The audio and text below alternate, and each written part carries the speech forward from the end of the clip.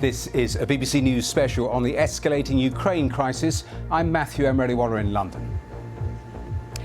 And I'm Lyce Doucet in Kiev, where Ukrainian declares a state of emergency and calls up reservists to join the regular army in response to what it calls increased Russian aggression. And it gives this warning at the United Nations. This is an escalating threat to our collective global security and to our freedom. Ukraine expects decisive, immediate and proportional actions by the international community.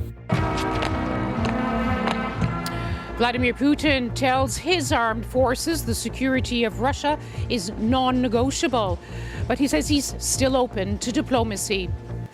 Joe Biden's assessment and warning couldn't be clearer.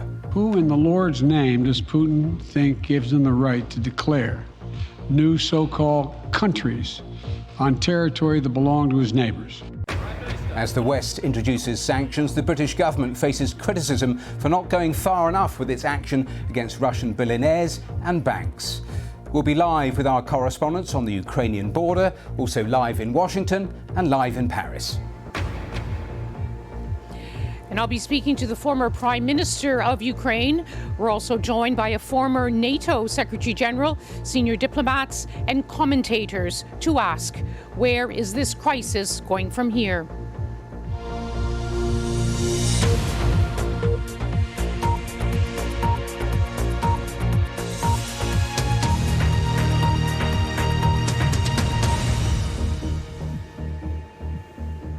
Welcome to this BBC News special on the escalating crisis over Ukraine. We're live in Kiev and London. There have been dramatic developments here in Ukraine today. Ukraine is now set to declare a state of emergency, and at the same time, the Ukrainian authorities have called on their citizens to leave Russia as soon as possible, saying it cannot protect them after the escalating tensions following Russia's decision to recognize the two breakaway republics in eastern Ukraine. The reservists have also been called up to join the regular army.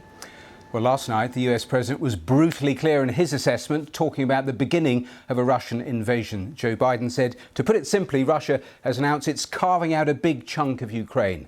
Vladimir Putin insisted today that Russia's interest and security is non-negotiable. Moscow has already dismissed Western sanctions that have been imposed. So let's start with this report from Caroline Davis in the city of Rostov-on-Don, 100 kilometres from the border